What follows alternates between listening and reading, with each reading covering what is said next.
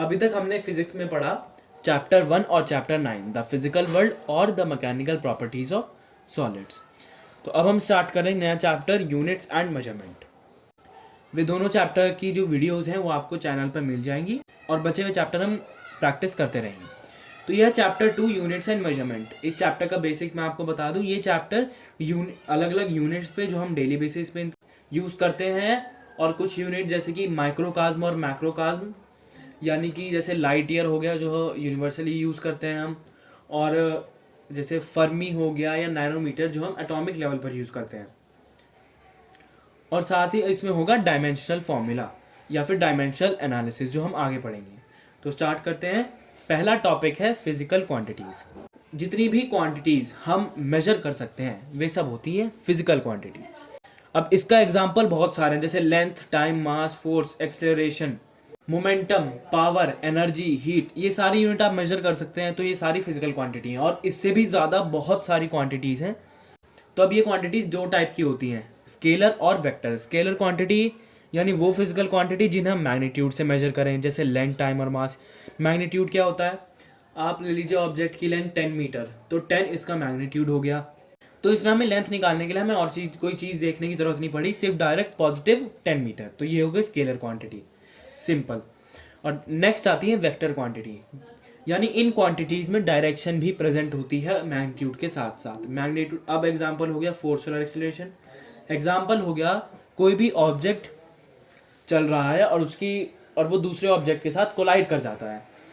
तो अगर वो चलता गया, तो अगर फोर्स उसका दूसरे ऑब्जेक्ट पे लगा तो यानी फोर्स पॉजिटिव है, और अगर उसी पर फोर्स लगा और वो रुक गया व्हीकल तो यानी नेगेटिव फोर्स है, यानी उल्टी डायरेक्शन में। तो हम फोर्स में डायरेक्शन भी देखते हैं, क्योंकि पॉजिटिव और नेगेटिव होना बहुत ज़्यादा मैटर करता है। और एक्सेलरेशन और भी, जैसे वेलोसिटी हो गई या मोमेंटम हो गया, ये सब डायरेक्शनल होते हैं, वेक्टर क्वांटिटीज़ होती हैं, क्योंकि इसमें हमें डायरेक्शन भी देखनी होती है। तो ये दो टाइप की क्वांटिटीज़ थी। अब आता है मेजरमेंट। मेजरमेंट आपको पता है किसी भी चीज़ को मेजर करना। अब इसकी जो थियोरेटिकल डेफिनेशन है वो है the comparison of numerical magnitude of physical quantity with reference standard known as unit of measurement is called measurement. यानी जब हम किसी फिजिकल क्वांटिटी के न्यूमेरिकल मैग्नीट्यूड को कंपेयर करते हैं रेफरेंस स्टैंडर्ड से, फिजिकल क्वांटिटी जो मेजर हो सके, तो जब हम उसके न्यूमेरिकल मैग्नीट्यूड मैंने बता दिया, उसकी वैल्यू को कंपेयर करते हैं एक रेफरेंस स्टैंडर्ड से। रेफरेंस स्टैंडर्ड क्या होता है, यूनिट ऑफ मेजरमेंट। यानी आप एग्जांपल ले लीजिए 10 kg के ऑब्जेक्ट का, तो जब आपने उसके वजन को कंपेयर किया केजी स्केल से, तो तब आपको पता चला कि वो 10 kg है। हमने केजी स्केल और उसके वेट के मैग्नीट्यूड को कंपेयर किया, 10 kg इधर 10 और केजी का स्केल इधर, तो यानी हमें पता चला कि 10 kg उसका वेट है। तो इस प्रोसेस को हमने बोला मेजरमेंट। और थ्योरेटिकल डेफिनेशन जो हुई वो हो गई कि किसी भी फिजिकल क्वांटिटी के न्यूमेरिकल मैग्नीट्यूड को कंपेयर करना यूनिट ऑफ मेजरमेंट से। जैसे दूसरा एग्जांपल है, आप 10 सेंटीमीटर का एक ऑब्जेक्ट है, आप उसके साइड में स्केल लगा रहे हैं जिससे आप देख सकें कि उसकी लेंथ क्या है। तो आपने क्या कंपेयर किया, उसकी लेंथ को एक सेंटीमीटर स्केल से कंपेयर किया, तो ये कंपेरिजन हो गया मेजरमेंट, और वैल्यू जो निकल के आई 10 सेंटीमीटर, वो हो गया उसका मैग्नीट्यूड। ठीक है, और यूनिट हो गई सेंटीमीटर। तो नेक्स्ट है यूनिट। अब यूनिट क्या होती है, एक रेफरेंस स्टैंडर्ड, यानी एक स्टैंडर्ड वैल्यू जिसके टर्म्स में हम किसी भी क्वांटिटी को मेजर करते हैं। जैसे मीटर में हम लेंथ को मेजर करते हैं, मीटर पर सेकंड में हम स्पीड को मेजर करते हैं। तो ये हो गई यूनिट। अब आती हैं दो यूनिट्स, फंडामेंटल यूनिट्स और डिराइव्ड यूनिट्स। तो पहली होती है फंडामेंटल क्वांटिटी या फंडामेंटल यूनिट्स, यानी वो क्वांटिटीज जिन्हें हम एक्सप्रेस कर सकें, डिफाइन कर सकें और मेजर करें इंडिपेंडेंटली, बिना दूसरी यूनिट को लाए या बिना दूसरी क्वांटिटी को लाए, उसे हम कहते हैं फंडामेंटल क्वांटिटी या फिर बेसिक क्वांटिटीज। अब एग्जांपल ले लीजिए आप मास का। मास को आप कैसे कैलकुलेट करते हैं, अब जैसे कोई ऑब्जेक्ट 100 ग्राम्स की है, तो हमने कैसे कंपेयर किया उसका वेट 100 ग्राम्स। इसमें हमने कोई और सी ना क्वांटिटी यूज करी लेंथ या फिर टाइम की, हमने डायरेक्ट ग्राम्स में कैलकुलेट कर लिया। तो ये बेसिक क्वांटिटीज होती हैं फंडामेंटल क्वांटिटी, जिसमें हम दूसरी क्वांटिटी को इन्वॉल्व नहीं कर रहे।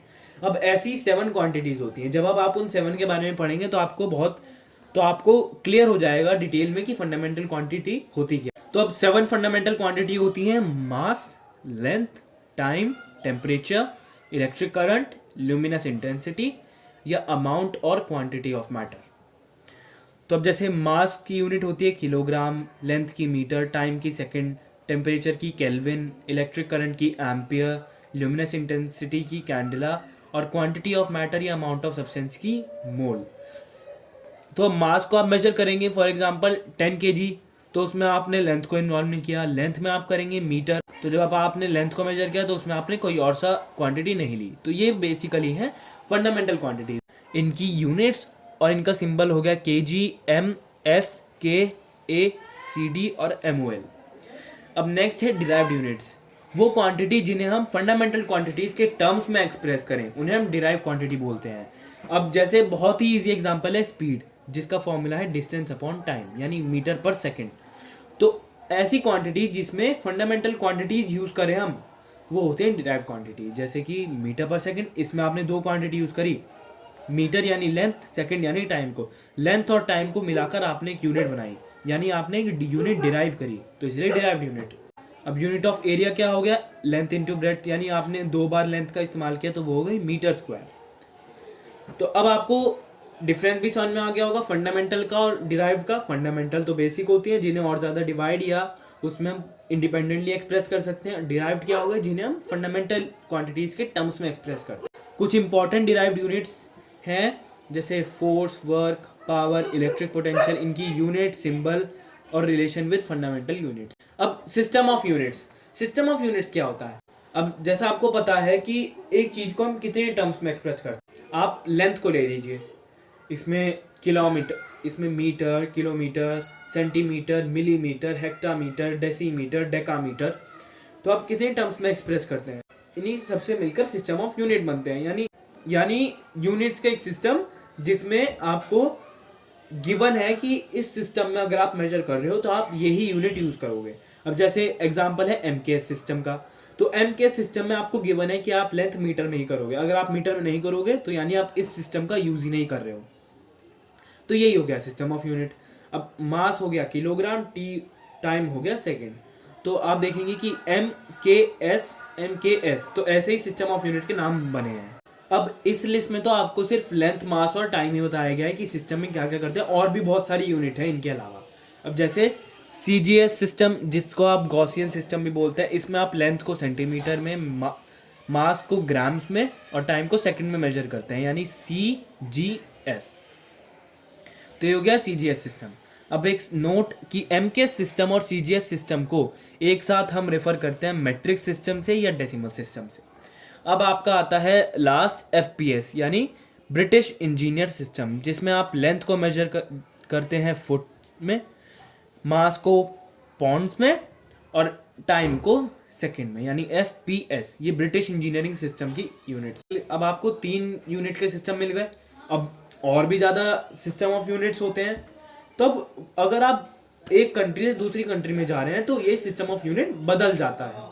तो अब इसी प्रॉब्लम को सॉल्व भी करना चाहिए हमें, और इसी प्रॉब्लम को सॉल्व करने के लिए एक नया सिस्टम बनाया गया, जिसका काम था किसी भी एक सिस्टम को यूनिवर्सल बनाना, कि पूरी दुनिया में यही सिस्टम यूज़ किए जाएंगे, वरना अगर अलग अलग रहेंगे तो बहुत ज़्यादा केओस हो जाएगा।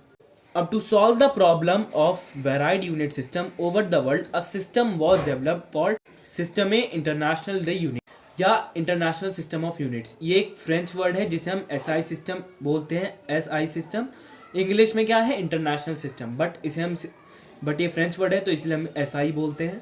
अब SI सिस्टम ने अपना काम किया और उसने क्या किया, जो MKS सिस्टम बना हुआ है उसे उन्हें वेरीफाई कर दिया पूरे वर्ल्ड में यूज होने के लिए, यानी पूरे वर्ल्ड में अब आप MKS सिस्टम में यूनिट देख सकते हैं। अब आपको कहीं भी जाके पहले यूनिट्स कन्वर्ट करने की ज़रूरत नहीं है अगर आपको कोई मैथमेटिकल वर्क।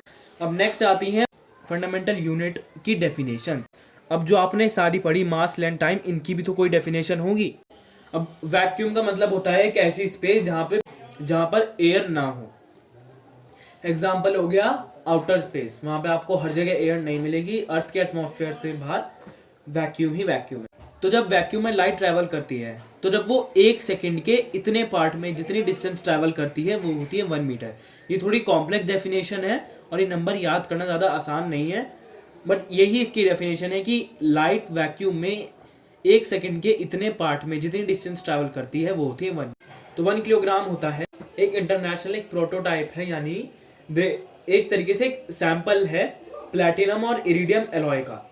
तो एक एलॉय बनाया गया प्लैटिनम इरिडियम का, जिसके वेट को नाम दिया गया 1 kg। तो उसके बाद से सबको 1 kg की वैल्यू पता चली कि 1 kg कितना होता है, और अब हम उसे यूनिवर्सल यूज करते हैं 1 kg को। तो अब हम यूनिवर्सल यूज करते हैं kg यूनिट को।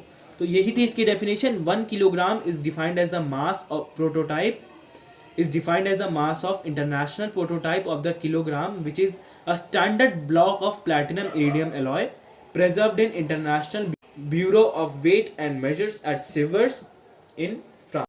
अब है आपकी सेकंड, रीड करते हैं। It is defined as the duration 9192631770 periods of radiation corresponding to the transition between two hyperfine level of cesium-133 atom in ground state। आप इसे समझिए कि जो सीजियम 133 एटम होता है उसके ग्राउंड स्टेट के जो 2 हाइपर फाइन लेवल्स होते हैं, तो उनके बीच का जो ट्रांजिशन होता है उससे जस्ट करेस्पॉन्डिंग जो रेडिएशन निकल रहा होता है, जो रेडिएशन एमिट होता है, या फिर जो रेडिएशन के अलग अलग पीरियड्स होते हैं उसकी जो ड्यूरेशन होती है वो होती है 1 सेकेंड।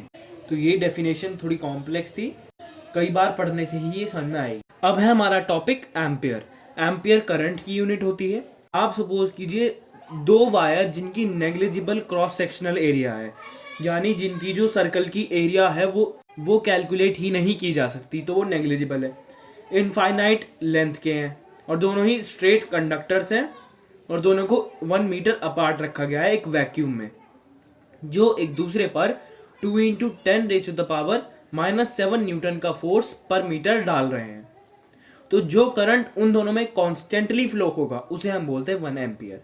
मैं एक बार फिर बता दूं, 2 स्ट्रेट कंडक्टर हैं जिनकी जो क्रॉस सेक्शन एरिया होता है, आप कोई भी एक पाइप लेंगे तो उसके टॉप की यानी जो ऊपर का जो सर्कल है उसकी जो एरिया होती है उसे क्रॉस सेक्शन बोलते हैं।